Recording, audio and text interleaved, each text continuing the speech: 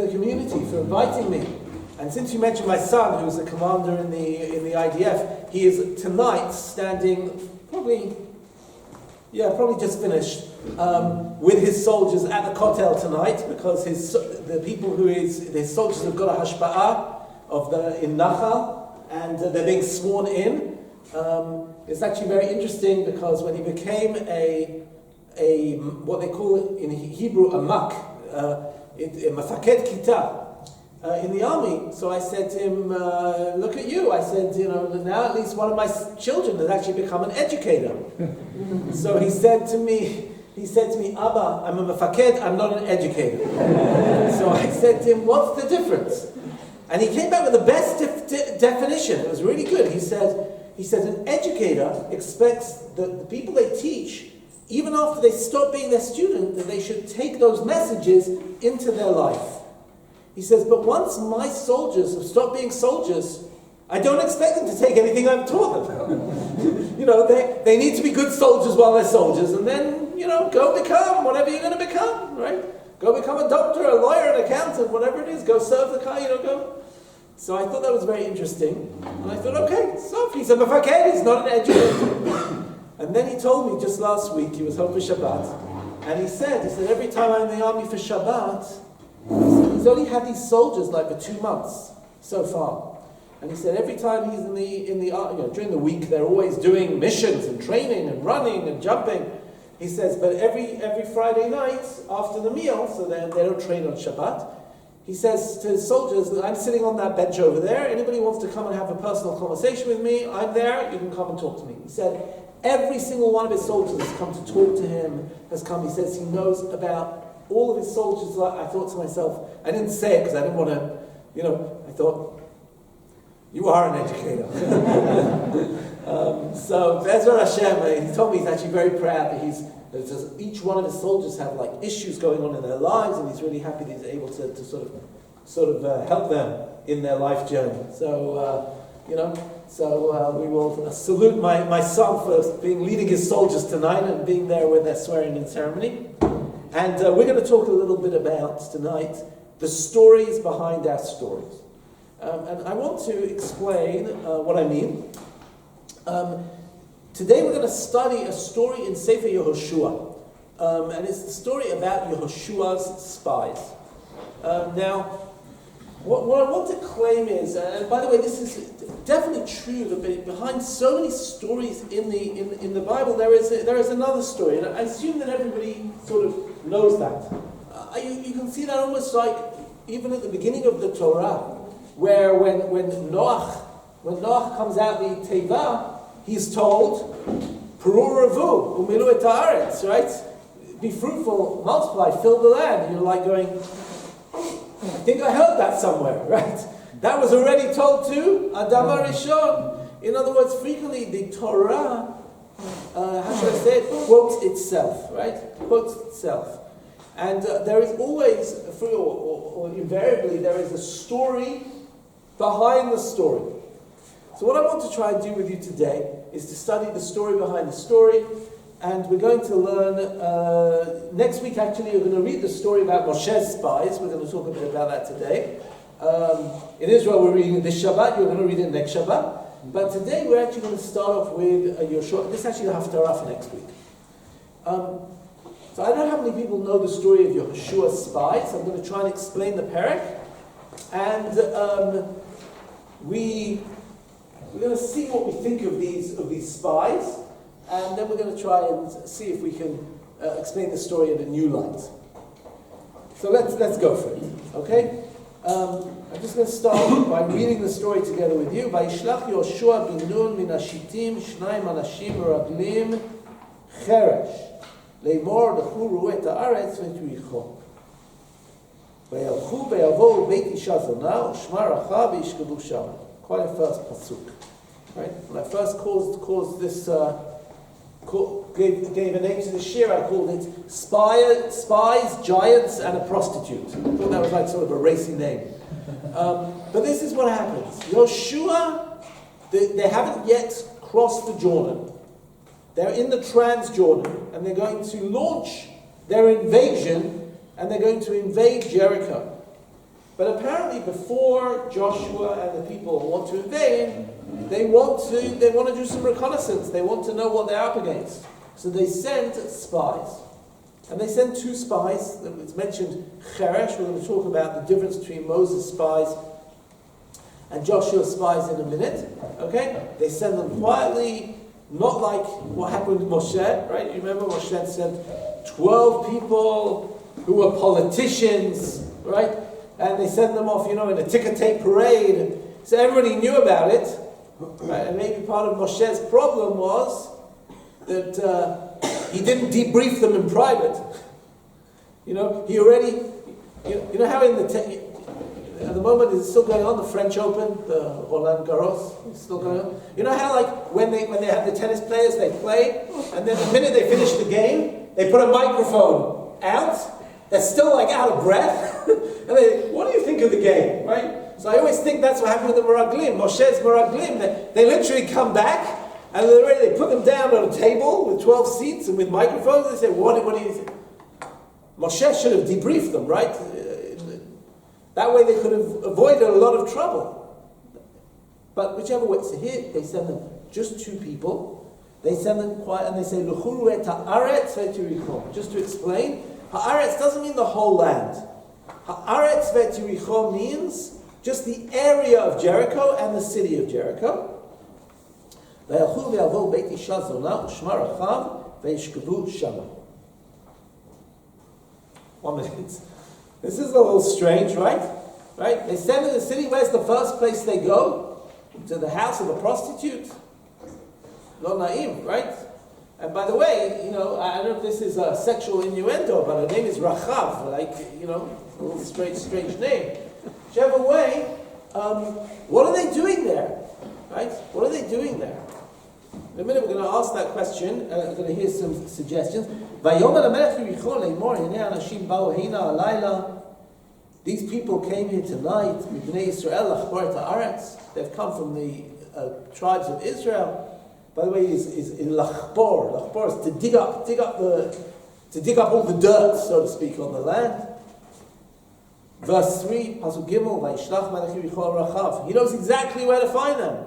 He's been tracking them. Maybe he goes to Rachav and says, "Hotzi anashim ha'ba'im elayich asher ba'u lebeitech ki lachbor et kol haaretz ba'u." Take these, identify these people, bring them out of your house.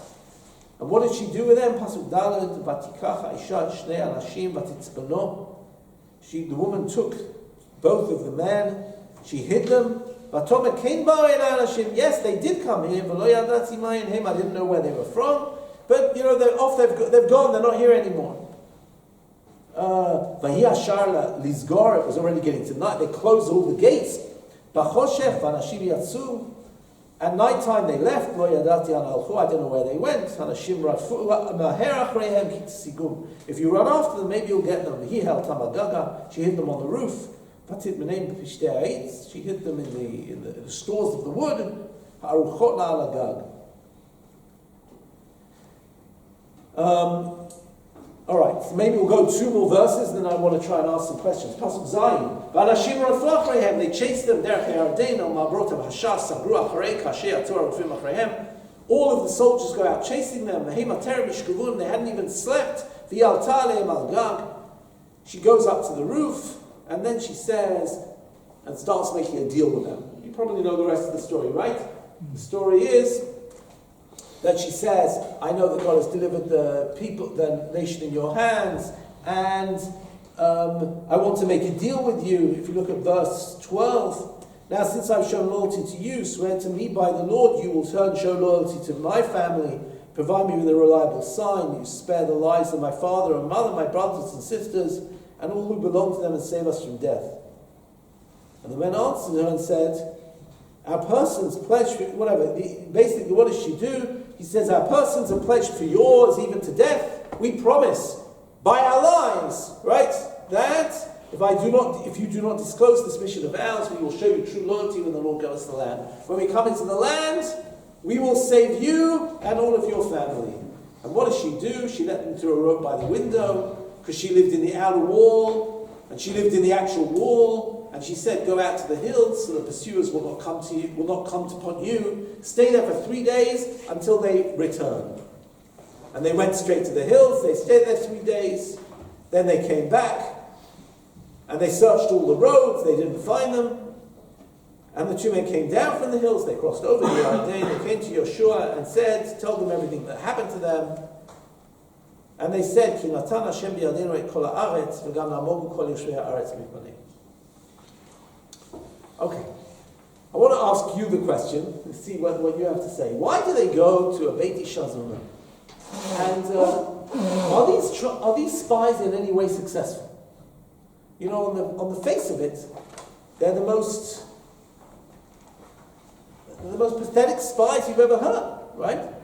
They literally go into the enemy territory. The minute they get there, they're discovered, right? They need this poor woman to protect them. She literally tells them exactly what to do. She says, she hides them, right? By the way, it's a very interesting phrase. It says, "Vatikach haisha shnei anashim vatitzbeno." Vatitzbeno.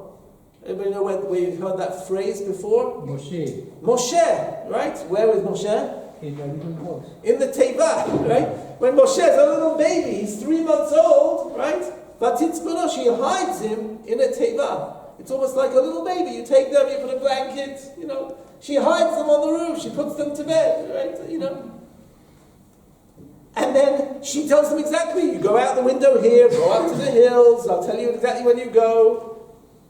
I don't understand. Are these the worst spies in the history of the universe? No. I think it's a very good strategy. Okay, let's hear what the strategy is. She's already an outsider a little bit because she's a prostitute. But she has all the dirt and everything.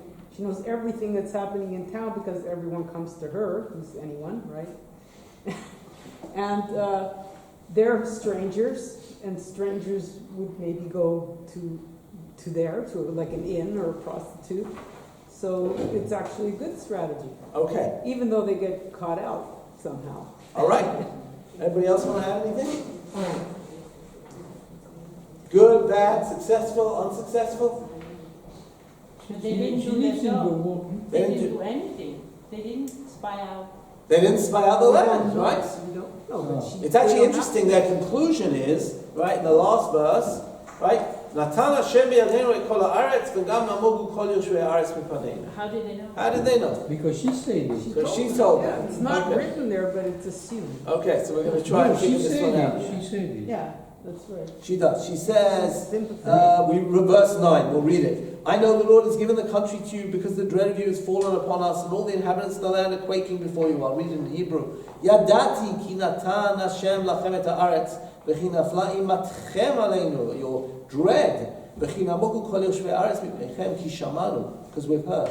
El asher hovish Hashem et mei yam suf mipneichem v'tzeitchem mitzrayim v'asher asitem l'shnei malchei Amori. We know that you dried up the Yam Suf when you came out of Egypt, and what you've done to the 2 kings of the Amorites in the Eva HaYarden, across the Jordan, the Sichonu le'og asher echramtem otam.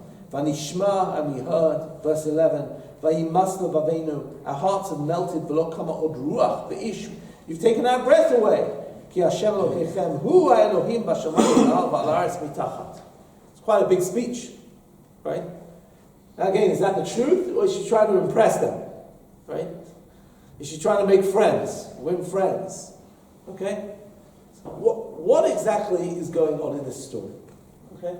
So I want to try and explain a little bit what I think is happening in the story, and I'll start with what you said, which I think is first of all, does anyone want to add anything?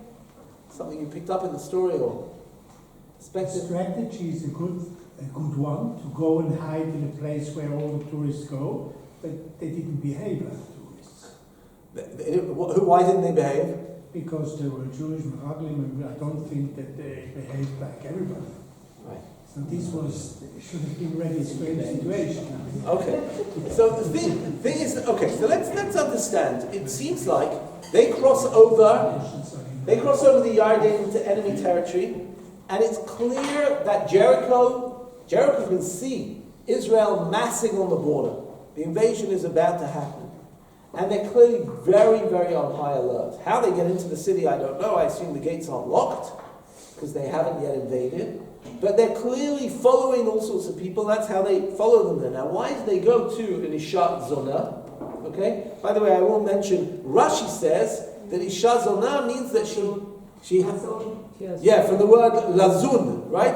That she was she ran an inn, and it might well be that the inn was also that place, right? In other words, when you watch the westerns, right? The saloon, right, is where people go have a drink and they have some food, but upstairs in the saloon, other things go on, right? So it might well be that both things are true. Sometimes I think that Rashi's trying to say he wants to sort of whitewash people, especially as there is a tradition in the Gemara that Yehoshua actually married Rachav, which is a very interesting tradition.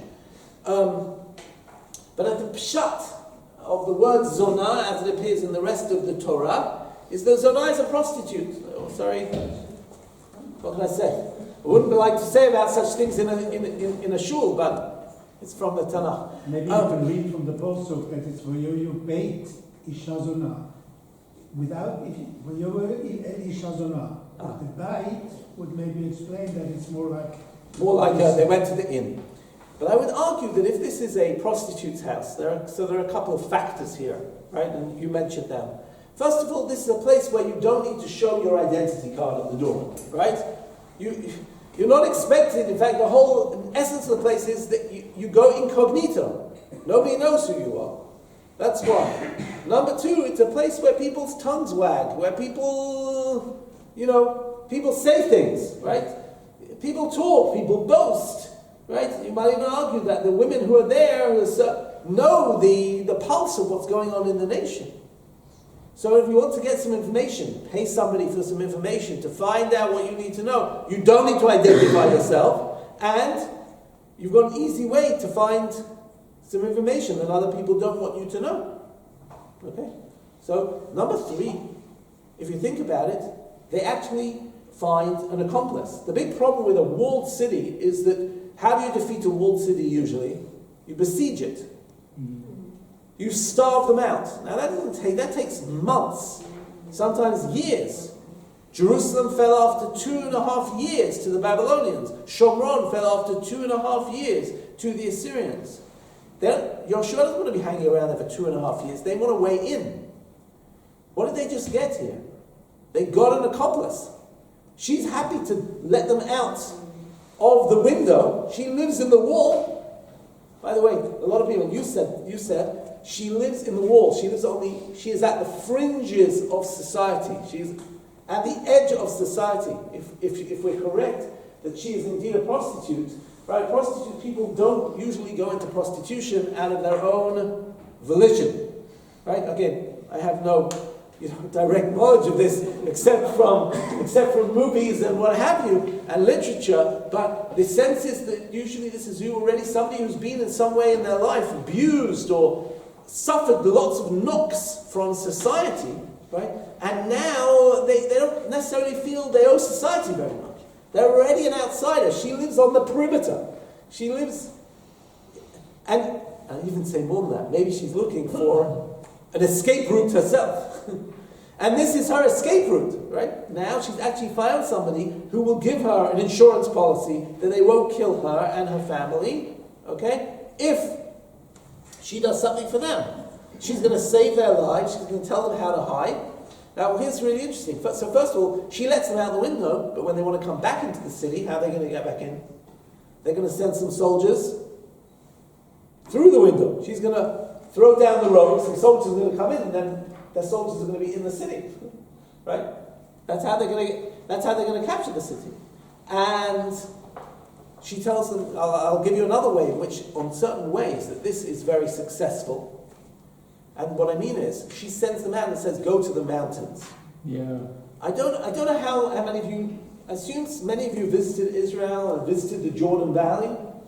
So you come down all the way down from Jerusalem, down, you pass the camel, at sea level. You know what I'm talking about. You might have even had a picture of that camel. Most famous camel in the Middle East. Anyway, that Bedouin guy, we always say, how much money has he made, that Bedouin guy? Anyway, so, and you go to, and you're in this plain, which is to the north of the Dead Sea. Now, there are huge hills above it. They went up and hid in one of those caves on the hill. Now, all they need is a piece of paper, a sketch pad, and a pen. They can literally, if they can like sketch out the entire valley, what's happening during those 3 days. The army of the Jericho people are doing maneuvers, right? They're going this way and that way. They can literally draw a map of all the roads so that Joshua knows exactly how to invade. After 3 days, they give up looking for them. They go back over the Jordan. Now Joshua's got a map. They've got an accomplice, right? I don't know if they planned it this way, but it worked out pretty well, if you understand what I'm saying. But I actually would like to claim that something else is going on in the story behind the story. Okay? And for this, we're going to have to turn back to the story of the Moshe's Meraglim. Moshe's, really actually they're called Tayarim in the case of Moshe. And I want to... So, again, if we look... Okay, so first of all, if I just want to say there is a very big difference between Moshe and Joshua in this regard. If you look on page 3,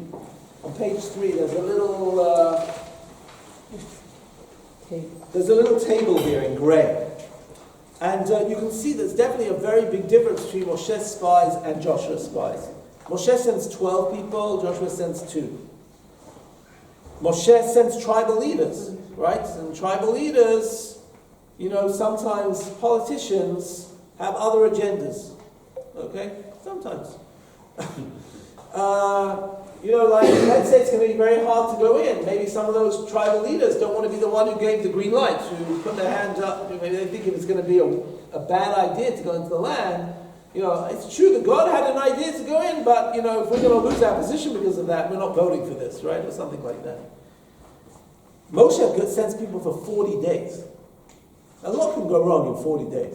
It's not a very neat mission. It's a very sprawling, undefined mission. Whereas Yeshua sends them for just 3 days. Okay? 3 days, okay, it's a defined mission, even if it goes wrong. So, nobody will know any better because these people are anonymous, right? As I said here, Yeshua's spies are like Secret Service. We never find out their names, right? They're like, Mossad people. You're never going to know who they are, right? And, Chazal come along and name them, but as far as we're concerned, they're Navy SEALs or whatever it is. If you find them, you'll never know who they are. How do they go? The Moses spies the entire land. Joshua just sends them to Jericho. And who do they debrief? Who do they report to? In Moses spies the entire nation. In Joshua spies just to Joshua. And so, in many ways, this is a very, very good... you'd think that after Moshe's spies had gone so bad, Joshua wouldn't try this trick, right? But what Joshua's doing is totally different than Moshe. But I want to argue that as much as they're different, there's something very, very interesting that happens. And for this, let's turn to the story itself, and let's remind ourselves how it really, really goes wrong.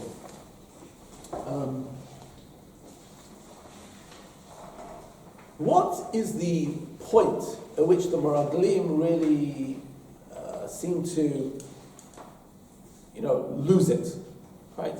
What's the factor that see the Moshe's Meraglim?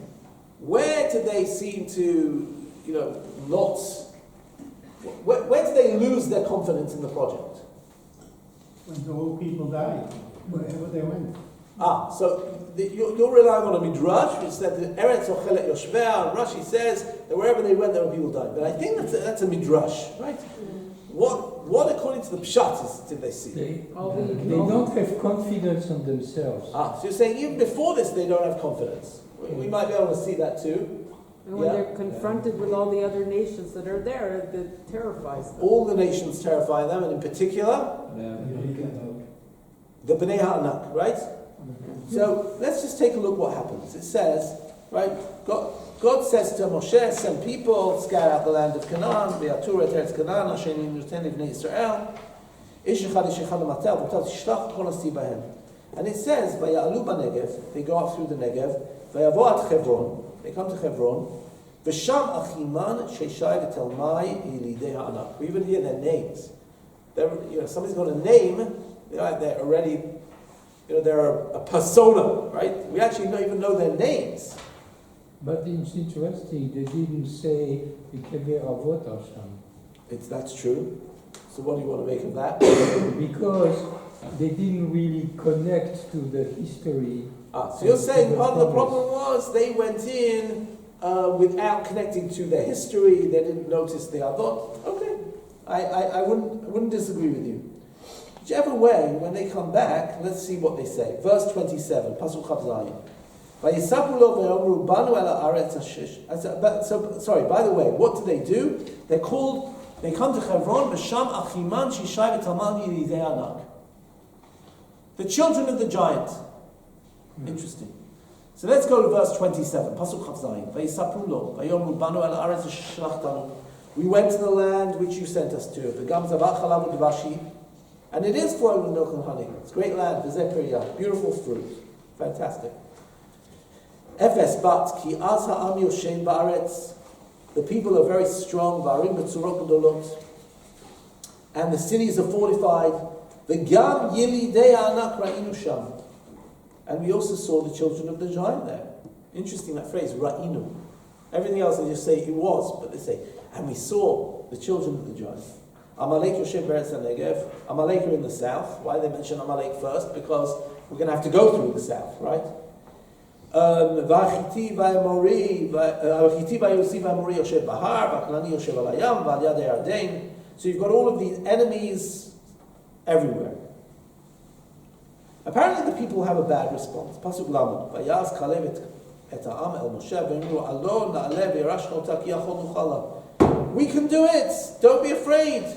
V'anashim asher alu imo amru lo nuchal la'alot. We can't do it. Ki chazaku mimenu. The people are too strong.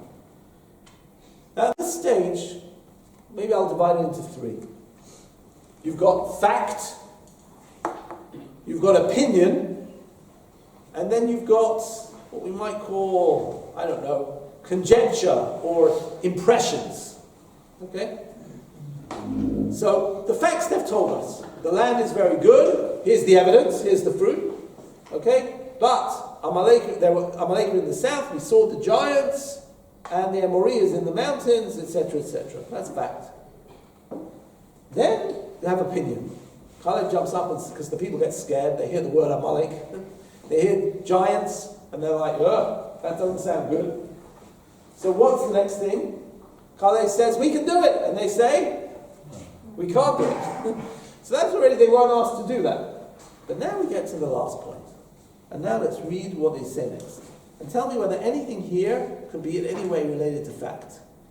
Pasuk Lamed Aleph. V'anashim asher alu imo amru. Oh, sorry. Pasuk Lamed Bet, verse 32. Vayotziu dibat aretz. They spread tales around the land. Asher tarota b'nei Israel lemor. Haaretz asher avaru ba'ala turota. The land which we toured. Eretz ochelet yoshvea. It's a land which eats its inhabitants. What does that mean? How do you figure that out? Okay. So there is a Rashi which says that they saw a lot of funerals. But everyone we saw there were anshe midot. What does that mean even? People of great size. There we saw the children of Anak, and he calls them Nephilim. And we were be'einenu, in our eyes like grasshoppers, and so we were in their eyes. What are you hearing here in this verse? We were in our own eyes like grasshoppers, and so we were in their eyes. What's happening? They're projecting their own fears. They're projecting their, in other words, you hear the same? We felt like grasshoppers, right? And so we were to them, right? I always think, if you go into a job interview, right? And you say, I'm never going to get the job. What's the likelihood you're going to get the job, right? You have to walk in and say at some level, I can do this, right? Or else everybody can feel it on you. It says, we saw the enemy and we felt like grasshoppers. And so we looked to them. How do they know what they looked to them? So I think there's a commentary which says, they heard them talking on the wall. Look at those grasshoppers over there. Do you think that's really true? No, I think we felt like grasshoppers, and so we must have felt, but you don't know how they felt about you. It's a projection. Yeah. Right? Conspiracy. What else are you hearing here? So what you definitely see here is everything here are turns of phrase and metaphors. It's a land which eats its inhabitants. Everybody there is anshe midot, right? By the way, even the word midot, let me just give you an example. I was once teaching this to a group of adults, but they didn't have a lot of experience in learning. And one of them said, they were trying to translate this verse, and they say, anshe midot. What does midot mean? So I said, midah is a measure. So they said, well, what does that mean? And then one of them said to me, 1 second, but sometimes you say, somebody's got good midot, right? When they say, he's got really good midot, what do we mean? Good quality. Good qualities. He's polite, and he's kind, and he's good, and he says, he looks after his grandparents, sort of thing. Now, by the way, it's a very powerful thing. What is the measure of a man, right? What is the measure of a person? Is it that what vacations they've been on, or they've got a lot of money, or what their position is in the company? When we say, he's got good midot, we're saying, how do you measure a person? Are they a mensch, right? Are they kind? It's actually a very powerful idea that we say, he's got good midot. That's what matters. That's what we're really saying, right? All the rest doesn't matter. This is how you measure a person. But if they really mean size is really very interesting, right? Like, for example, am I tall? So if I'm standing next to a 5-year-old, I'm a very tall man. If I'm standing next to a basketball player, I'm pretty short, okay? How long is a piece of string, right? Depends what you're measuring it up against, right? So when you say they're all great of greats, midot, what's your starting point? What's your sense of scale? Do you look at yourself as small, in which case midot is big? Do you look at yourself as big, in which case they're small, right? All you've said is they're people of measure. What measure? A measure is always going to be relative, right? Is somebody old? Well, when you're 10, you think that a 15-year-old is really old, right? And when you're older, the whole perspective changes. What does it mean, anshe midot? What I'm saying is, everything here is subjective. Eretz ocheret yoshbeha, anshe midot. And the most subjective thing here, which I want to talk about, and this is the key, is this notion of the Nephilim. Who did they see? They saw the Bnei Ha'anak, right? But what did they say here? We saw the Nephilim. You see what it says here? In verse 33, we saw the Nephilim there. The Anakites are part of the Nephilim. Who are the Nephilim? Turn to page 3 of the source sheet and you'll see. This is the story from before the flood. And there's a very cryptic story. It goes like this. When the people massed over the land, it's actually a very funny line, right? Man spread over, and what do you know? They had daughters. What a surprise, right? They didn't turn out to be only males. I don't know what Bnei HaElohim means. Some people think it means the sons of God, right? Like angels. Other people interpret Bnei Elohim meaning the leaders. Saw the daughters of man, ki tovotena, they liked them,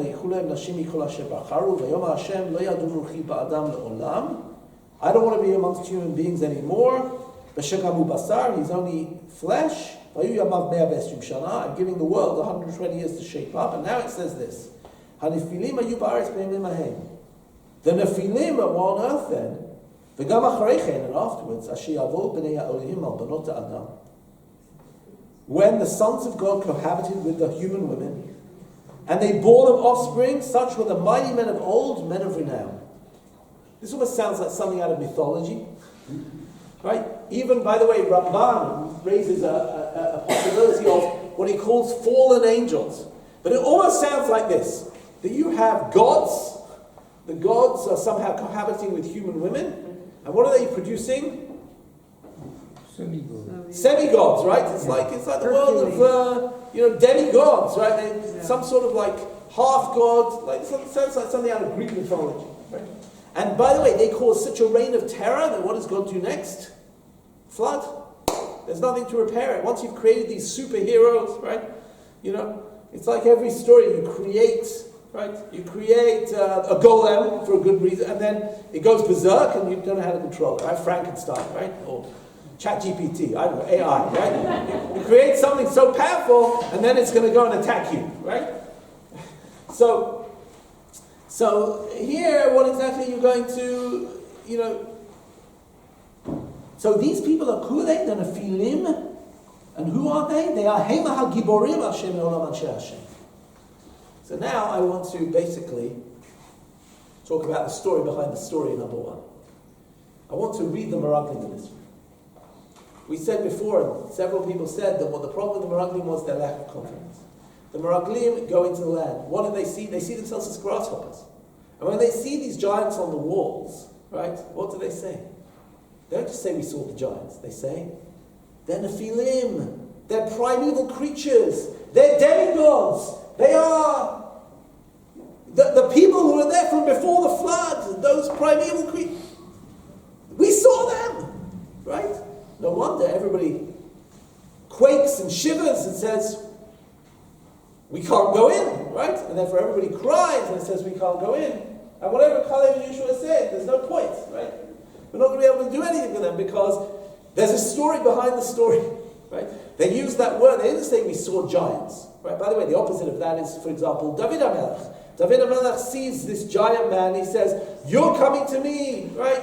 With blasphemy, and you're coming, and I'm coming to you with the name of God. The name of God's more powerful than you. I don't care you're a giant. I don't care I'm a little boy with a slingshot and 5 stones. I'm getting rid of you."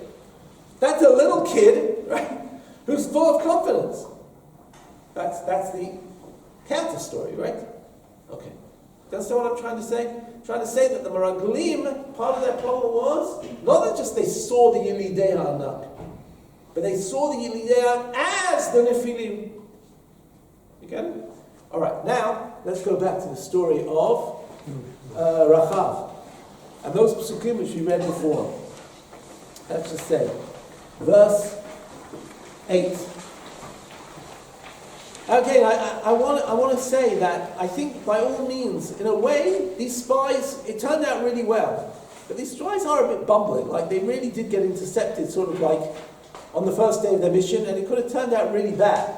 Okay? If Rachav hadn't been a hospitable host and hadn't been looking for a way out, right? The people of Jericho would have come, and she would have said, and they said, "Where are those men?" And she said, "Upstairs, I hid them for you on the roof." And they'd have no way to get off, and that would have been the end of the spying mission. Now, again, there wouldn't have been any fallout, because nobody knew that Joshua sent them, and nobody knew they would have gone missing. So what's the point of the story? To tell us that these spies were sort of like a bit hapless? So I'll tell you what I think the whole story is here. And it's the opposite of the story of Moshe's spies. Look what happens. Verse 8. They hadn't even gone to sleep. She went up to the roof. I know ki natan Hashem lachem et haaretz. I know that God has given you the land. V'chi nafla imatchem aleinu, and your fear has fallen upon us. V'chi namogu kol yoshvei haaretz mipneichem. We're all quaking. Ki shamanu et asher alvish Hashem et mei hayam suf mipneichem. Again, what I want to say. These are two spies who are, how should I say, middling. Okay? Middling, a bit mediocre, right? Do they see them as mediocre spies? No. Yeah. They're like, you're those Jews whose God, dried up the Red Sea. You're those Jews who got rid of Sichon and Og, those two mighty warriors. It's you. My gosh, we're terrified of you, right? You understand what I'm saying? Like, it's like once in a while you always see like somebody puts up a social media post where a tourist comes along and there's some chayalim, right?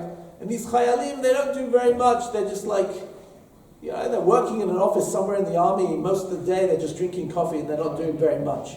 And they go out somewhere and they're eating falafel somewhere, and suddenly some tourists come along and say to them, "Thank you so much for protecting the Jewish people. We're so proud of you. What you guys did in Gaza." And they're like, "Us? What are you talking about?" about? You know, like you yourselves flew into Entebbe, right? You are the guys. You yourself, you too, like blew up the Iraqi, you know. But they're part of Tzahal, so therefore they that's sort of what's happening here. She's seeing these two spies. They're like, how good are they? I don't know. I'll give them a 5 out of 10, right? But what does she see? In the same way as Moshe's Meraglim said, I'm terrified. We see the complete reverse story with Rachel. She says, what, you Jews? She's never met a Jew before. She's never met an Israelite before. You're the Israelites. Hashem dried up the Yam Suf for you. Hashem defeated Sichon the Og. Right? Our hearts have melted. You are my savior. You're my ticket to the future. In other words, why do we need to hear this story? Because we understand the complete reverse psychological advantages suddenly we have. That what had happened 40 years earlier, where our lack of confidence had somehow led our own people to self-sabotage, we now, on the eve of entering the land, I don't know how the people feel. How do the people feel? Maybe they're nervous about coming to the land. Maybe they're nervous about what do we get, what's the most important thing? They're terrified of us. They think we're supermen, right? What do we always say in Israel? That part of the problem of the 73 war, that we had too much confidence from the 6-day war, right? 6-day war, we thought we were supermen, right? And then in the 73 war, we got caught, without being ready. Sometimes, but here we might go in and we might say, oh gosh, it's really difficult to defeat 7 nations of Canaan. Why do we need this story? The most important thing they learned from this story was, look at the way they look at the Israelites. The Israelites are invincible. We have the psychological advantage. That is the most important thing. And that is the last line. Verse 24, they said to Joshua, the Lord has delivered the whole land in our power. In fact, all the inhabitants of the land are quaking before us. I'd even say, God has given us the land because He's given us the land because they're all quaking before us. Yes? But isn't this also a question of perspective? I mean, in this story of Yeshua, you don't hear a lot of the spies saying. So we don't really know if they are perhaps also as afraid as the spies from Moshe. Right. I actually think that's part of the point. In other words, maybe they're actually deliberately, the story of Yeshua deliberately makes them out to be a little like, they don't seem like, they're James Bond, Jason Bourne, they don't seem like they're able to use their Krav Maga and get rid of everybody, and you don't get the sense these people are really going to get out of every situation, right? That's the whole point. Even those people, they're terrified of them. Now, by the way, perspective is all it's all about. If you look in page 3, Devarim chapter 9, you can't dispute the facts. The question is, what's the perspective? Look at Moshe talking to the people. Shema Yisrael. Devarim Perek Tet, the second source. Ata over hayom et ha'arei navo l'resh goyim gedolim v'atzumim mimcha. Sorry. You are going into the land to nations who are greater and more powerful than you. Arim gedolot u'v'tzor b'sharim. Yes. Their cities are fortified. They're huge. Am gadol v'ram b'nei anakim. They're giants. Yeah, they're all giants. Their towns are fortified. But what does Moshe say? But God's on our side. He's a burning fire. He'll destroy them. He'll subdue them. And you'll get rid of them instantaneously. In other words, the facts aren't disputed. Are there giants? Yes. Are there fortifications? Yes. The only question is, how do you feel about it? And what Moshe is saying is, I know there are giants, I know there are fortifications, but we can do it. Now, are people convinced? I don't know, but I know one thing. The enemy's convinced. And when we find out that the enemy's convinced, we become convinced. If you understand what I'm saying. Okay, we've got about 7 minutes, so I want to just tell you about another story behind this story. Okay? And to do this, I want to use the story, the table which is on the bottom of page 3. And this is a whole another... what I basically claim is that the story of Yeshua is superimposed on the story of Moshe, it aims to be a tikkun for the story of Moshe. It's not only a tikkun because we said two and we said them privately, it's a tikkun because it's a complete reversal of the psychological paradigm. But now I'd like to show you something else behind this story, which I think is quite a remarkable thing. And this is the art of what we call intertextuality, or the notion, bless you, of hakbalot, of biblical parallels. Okay? Sometimes you will have a biblical parallel. A parsha will use certain words or certain phrases, and you will thereby hear a story behind the story. Okay? I want to give you an example in a Chumash. I'll just give you a quick example to express what I want to say, and then I'm sure this is something you've studied before, but I want to just tell you something, give you a succinct example, and then we'll show you this example. If you remember when Yosef was going down to Egypt, he was taken by a Ishmaelite caravan. Yeah. So there we get told that what the Ishmaelite caravan was carrying. It says, sorry, 1 minute, I'm just finding the right pasuk.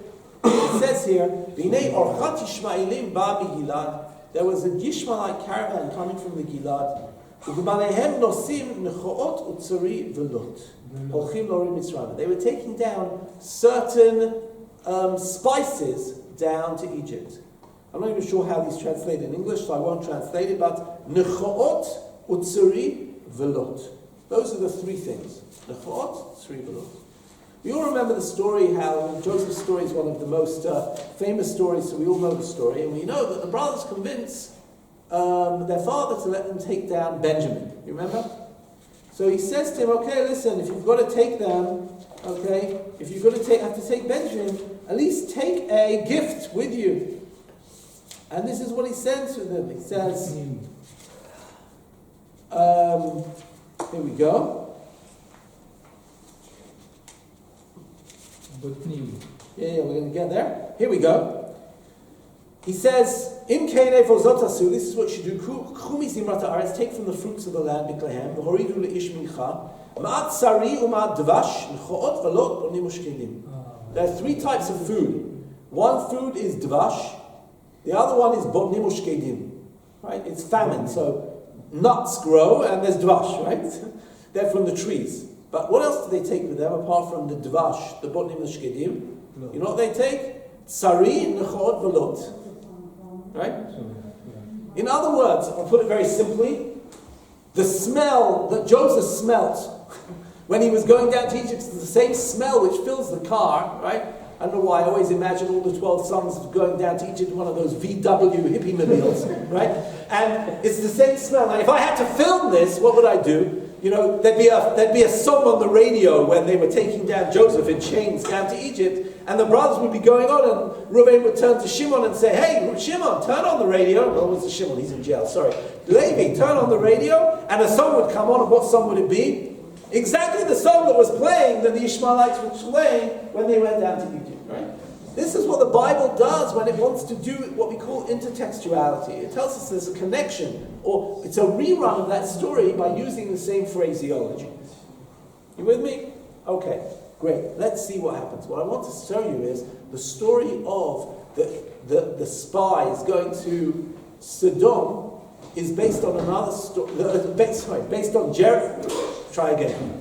Reverse that. The story of the spies going to Jericho is very similar to the story of the two men who go to Sodom. Think about it. Two anonymous men come to a city which does not want to welcome outsiders. Mm-hmm. The minute they get there, the people of the city say, "We know who you are, we want to see you." Right? They have a host. And their host, it could be Lot, it could be Rachav, protects them. Now, by the way, we know that the city is on the eve of its destruction. Okay? By the way, both places are in the Jordan Valley. Okay? His name is Lot, like the spies that they had. And they are, it's on the person the people who come along, right? There's this story about the Balabait protecting them, even though everybody wants to. And the deal is that the two people will save that person and all their family and take them out. And they run to the hills in both cases. Isn't that interesting? By the way, there are precise phrases. Look at the number of phrases. It says, for example, you can see in the bottom thing. For example, Vayavo Shnei HaMalachim, this is in the Sodom story, in the first line. Vayavo Shnei HaMalachim Sodom Ba'erev. In chapter 2, they're called Meraglim. But if you see later on, it says, V'edrachav hazonah ve'beit aviyah v'chol asher ha'chiyah Yoshua. Yoshua allowed them to live. V'atishev b'ker Yisrael ad hayom hazeh ki yichtiya et ha'malachim. They're not just called Meraglim, they're called Malachim. In both cases, they say, with Lot, Ayei anashim ashavoi elecha, hotziem eleinu v'nei da'otam.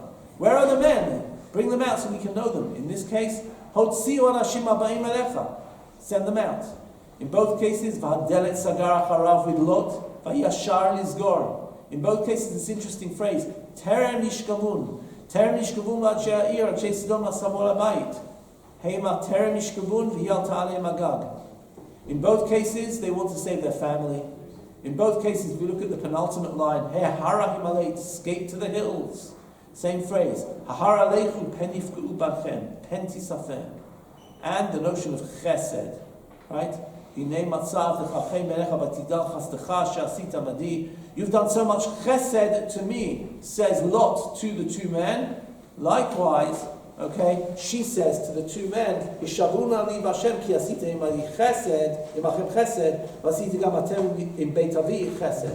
I've done chesed to you, you do chesed to me. What are they doing? There's a story. There's another story behind the story. The story behind the story this time is right. That what we're basically saying is Jericho is Sodom. What do you know about? We might be saying, wait, I don't understand. The people of Israel are coming in and now they're going to capture this city and destroy it? By what right? By what right? Now the Bible has told us in lots of places that the people of Canaan are sinners. Right? In chapter 18 of Vayikra it tells us that there are all sorts of sexual perversities that the people of Canaan do, and therefore they deserve to be spewed out of the country. In Devarim chapter 18 it says they do all sorts of superstitious practices, and therefore they deserve to be going out of the country.